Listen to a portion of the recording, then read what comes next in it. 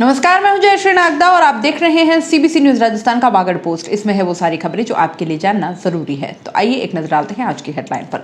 भाजपा कांग्रेस का ढह गया परिवारवाद, पूर्व विधायक की पुत्रवधू जीती, प्रधान बनने का सपना टूटा, कांग्रेस के गढ़ में भी कई हारे। हार दिखी तो प्रत्याशी से पहले ही रवाना हो गए उनके समर्थक। राष्ट्रीय लोक अदालत 12 को ज्यादा से ज्यादा प्रकरणों का निस्तारण होगा। सैनिक स्कूलों के लिए इस बार प्रवेश परीक्षा नेशनल टेस्टिंग एजेंसी लेगी। गैस सिलेंडर में लीकेज से एक मकान में लगी आग। और राष्ट्रीय कुष्ठ उन्मूलन कार्यक्रम के तहत सभी बीसीएमओ व मेडिकल ऑफिसर्स का प्रशिक्षण, रोग से बचाव के तरीकों की दी जानकारी। और अब खबरें विस्तार से। कांग्रेस की आपसी गुटबाजी के चलते सभी बड़े नेता अपने क्षेत्र से बाहर नहीं निकले, इसलिए जनसंपर्क अभियान भी गति नहीं पकड़ सका। भाजपा की योजना भी अधिकांश जगह फेल हो गई। परिवारवाद को लोगों ने सिरे से नकार दिया। कुछ इसी तरह रहा पंचायती राज चुनाव का परिणाम। पूर्व जिला परिषद सदस्य वीरेंद्र सिंह कांग्रेस के कद्दावर नेता में शामिल थे, जिन्हें इस बार पंचायत चुनाव में हार का सामना पड़ा। वो वार्ड नंबर 7 से खड़े हुए थे, उन्हें भाजपा के इंद्रवीर सिंह ने हराया। पूर्व विधायक कांग्रेस राया मीणा ने वार्ड संख्या राया मीणा की पुत्रवधू कमला देवी रीछा सीट से चुनाव लड़ रही थी। हालांकि वो इस सीट से जीत गई हैं, लेकिन उनके प्रधान बनने का सपना यही टूट गया है। पूर्व प्रधान द्वितीय कटारा इस बार गलियाकोट में वार्ड संख्या 15 से चुनाव लड़ रहे थे, वो भी इस बार हार गए हैं, जिसके कारण गलियाकोट में कांग्रेस के सबसे बड़े चेहरे के हारने से लगभग कांग्रेस बिखर गई है। यहां पर पूर्व प्रधान राधा देवी घाटिया तलैया सीट से हार का मुंह देखना पड़ा है। पूर्व विधायक की पत्नी होने के साथ ही सरपंच पद पर लंबे समय तक रहे हैं। ऐसे में अपने गृह क्षेत्र में पूर्व प्रधान के हारने के कारण राजनीतिक कद कम हुआ है। वहीं वार्ड संख्या 20 छापी में भाजपा के कद्दावर नेता मगनलाल गमीती को चुनाव में हार का मुंह देखना पड़ा। अमृतलाल मनात ने उन्हें हराकर राजनीतिक करियर ही खत्म कर दिया है। इससे पूर्व सरपंच चुनाव में मगनलाल गमीती को अमृतलाल मनात की पत्नी ने हराया था। छापी का बीजेपी का गढ़ माना जाता रहा, अब वहां पर कांग्रेस का बहुमत है। चारवाड़ा सीट से पूर्व विधायक राया मीणा की पुत्रवधू इंदिरा चुनाव मैदान में थी और उन्हें भी हार देखनी पड़ी है। प्रधान की प्रबल दावेदार मानी जा रही हैं। इस सीट पर कांग्रेस को जीत नहीं मिली। पूर्व विधायक का गृह क्षेत्र होने के कारण भी यहां पर जनता ने उनसे मुंह मोड़ लिया। वार्ड नंबर 15 से पूर्व प्रधान मंजुला रोध की बहन काली चुनाव मैदान में थी। वो भी कांग्रेस की कद्दावर नेता में से एक है। लगातार सरपंच रहने के साथ ही कांग्रेस का गढ़ सुराता माना जा रहा था, जहां पर बीटीपी की बसंती देवी रोत ने उन्हें हरा दिया। वार्ड नंबर 16 से सेवानिवृत्त डीओ जीवन प्रकाश गमीती चुनाव मैदान में थे। उन्हें कांग्रेस के नेता के रूप में पहचान मिली थी, उन्हें भी हार झेलनी पड़ी। भाजपा का चर्चित चेहरा मंजुला रोत ने वार्ड नंबर 11 से चुनाव मैदान में थी। पूर्व में 21 दिन प्रधान रहने के बाद चर्चा में आई। इस बार उन्हें भी निर्दलीय उम्मीदवार ने हार दिखाई है। पूर्व विधायक कांग्रेस के पूंजीलाल परमार वार्ड संख्या 13 से चुनाव मैदान में थे। लंबे राजनीतिक अनुभव और फील्ड में पकड़ होने के बावजूद उन्हें भी हार मिली। उन्हें निर्दलीय उम्मीदवार ने हराया है।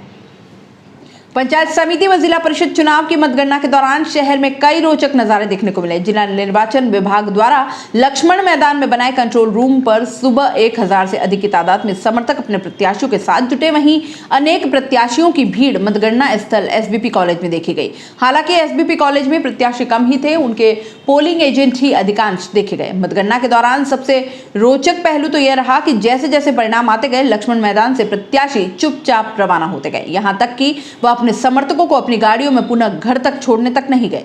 रोडवेज बस स्टैंड पर ऐसे अनेक समर्थकों को बस का इंतजार करते देखा गया, लेकिन उनको यहां भी भारत बंद आंदोलन के तहत बस नहीं मिल पाई। बसों का संचालन रात तक शुरू नहीं हो सका। ऐसे में इन समर्थकों को किसी तरह से वाहनों की व्यवस्था कर गांव वापस जाते देखा गया। जिला विधिक सेवा प्राधिकरण की ओर से विभिन्न विवादों का निस्तारण करने के लिए 12 दिसंबर को ऑनलाइन और ऑफलाइन राष्ट्रीय लोक अदालत का आयोजन किया जाएगा। मंगलवार को न्यायाधीश नाहर सिंह मीणा की अध्यक्षता में बीमा कंपनी कर्मचारियों व अधिवक्ताओं की बैठक का आयोजन कर ज्यादा से ज्यादा प्रकरणों को आपसी राजीनामा के तहत निस्तारित कराने का आग्रह किया गया।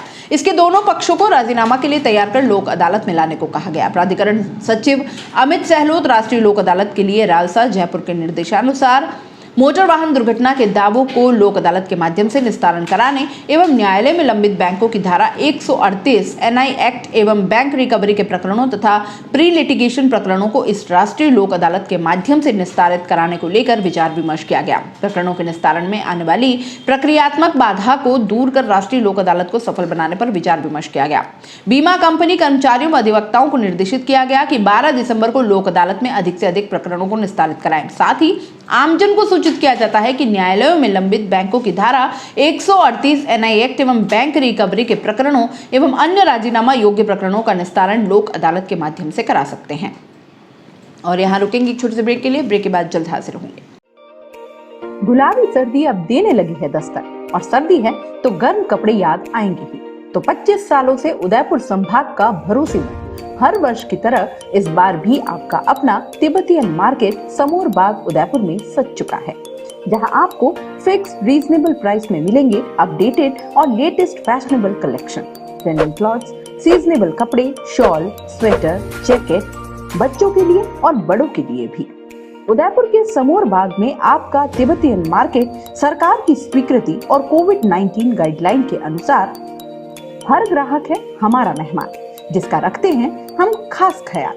साफ सफाई और सैनिटाइजेशन की पूरी सुविधा और व्यवस्थित पार्किंग के साथ। तो सोच क्या रहे हैं, चले आइए उदयपुर के समोर बाग में स्थित तिब्बतियन मार्केट में। फैशनेबल, सुसज्जित और कोविड से सुरक्षित Tibetan market.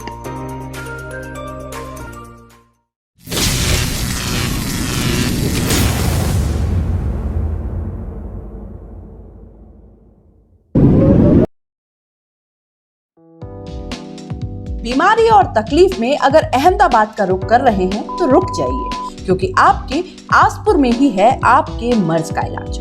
Siddhi Vinayak multi speciality hospital. Siddhi Vinayak multi speciality hospital आपके आसपुर में ही देता है हर वो सुविधा जिसके लिए आप दौड़े जाते हैं गुजरात। यहाँ आपके लिए हर मेडिकल सुविधा है, फिजिशियन एवं सर्जन की सारी खूबियां, ऑर्थोपेडिक एवं ट्रॉमा विभाग 24 घंटे उपलब्ध हैं।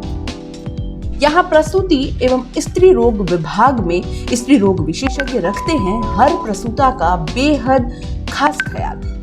हर विभाग में है अनुभवी जिम्मेदार डॉक्टर, जिनकी निगरानी में रहते हैं आप हर समय, यानी कि 24 घंटे। अरे रुकिए, इतना ही नहीं, अब दंत रोग विभाग का भी हो चुका है शुभारंभ। यहाँ अत्याधुनिक सुविधाओं से लैस डेंटिस्ट रखते हैं आपके दांतों का ख्याल। तो अब गुजरात के अहमदाबाद नहीं, वागड़ के आसपुर में है आपकी बीमारी का इलाज पूरे विश्वास के साथ। तो चले आइए Siddhi Vinayak multi speciality hospital एवं सोनोग्राफी सेंटर आसपुर। हमारा पता रोडवेज बस स्टैंड के पीछे गायत्री मंदिर कैलाश होटल के सामने आसपुर। संपर्क करें MD योगेश जोशी एवं निकुंज प्रेम शंकर जोशी। Call at 9783826689 8003850065।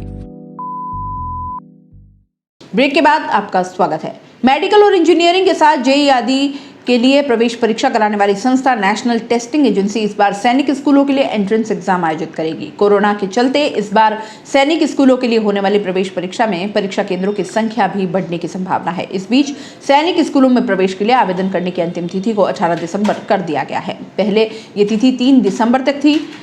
दोरासर सैनिक स्कूल के प्राचार्य कर्नल अनुराग महाजन ने बताया कि देश भर के सैनिक स्कूलों में प्रवेश के लिए प्रक्रिया 20 अक्टूबर से आरंभ हुई थी। विद्यार्थियों को आवेदन के दौरान आ रही समस्याओं को देखते हुए अंतिम तिथि को बढ़ाकर 18 दिसंबर किया गया है। नए सत्र में पहली बार सैनिक स्कूल की 10% सीटों पर बेटियों को भी प्रवेश दिया जाएगा। इस बार सैनिक स्कूल में प्रवेश परीक्षा सैनिक स्कूल सोसाइटी आयोजित नहीं कर रही है। इसके लिए नेशनल टेस्टिंग एजेंसी को जिम्मेदारी दी गई है, जो देश भर में नेट, IIT, जेईई समेत अन्य बड़े एग्जाम आयोजित करती है। देश भर के सभी सैनिक स्कूलों के लिए यह संस्था ही प्रवेश परीक्षा आयोजित करेगी। गायरीवाड़ा स्थित एक मकान में नया सिलेंडर लगाने पर लगी आग को फायर ब्रिगेड द्वारा कंट्रोल किया गया। गौतम कुरिया गायरी के घर पर शांति देवी द्वारा गैस चूल्हे पर खाना बनाते समय अचानक LPG सिलेंडर में आग लग गई। आग लगते ही घर के लोग दौड़कर बाहर आ गए। मोहल्ला वासियों को सूचित किया गया, जिस पर ग्रामीणों ने हिम्मत करके सिलेंडर के ऊपर मिट्टी व पानी डालकर आग पर काबू पाने का प्रयास किया। इस बीच फायर ब्रिगेड को भी फोन कर दिया गया, जिस पर समय पर फायर ब्रिगेड ने आकर सिलेंडर को मिट्टी से निकालकर आग बुझाई। इस मौके पर ही head constable Hari Singh, beat प्रभारी जितेंद्र सिंह व विनोद कुमार ने ग्रामीणों को हटाकर सुरक्षा व्यवस्था की। नीलेश पाटीदार के नेतृत्व में फायर ब्रिगेड के राहुल पाटीदार, अक्षय व कल्पेश ने त्वरित कार्यवाही कर बड़ा हादसा होने से रोका। चिकित्सा एवं स्वास्थ्य विभाग द्वारा राष्ट्रीय कुष्ठ रोग उन्मूलन कार्यक्रम अंतर्गत आयोजित प्रशिक्षण कार्यक्रम में निदेशालय जयपुर से आए डॉक्टर सरोजकांत चौधरी ने बताया कि कुष्ठ रोगियों के साथ ही ऐसे लोगों को भी चिन्हित करो जो कुष्ठ रोगियों के संपर्क में आते हैं। अगर कोई व्यक्ति किसी कुष्ठ रोगी के संपर्क में सप्ताह में 20 घंटे भी साथ रहता है तो उसे भी यह संक्रमण होने की पूरी संभावना है।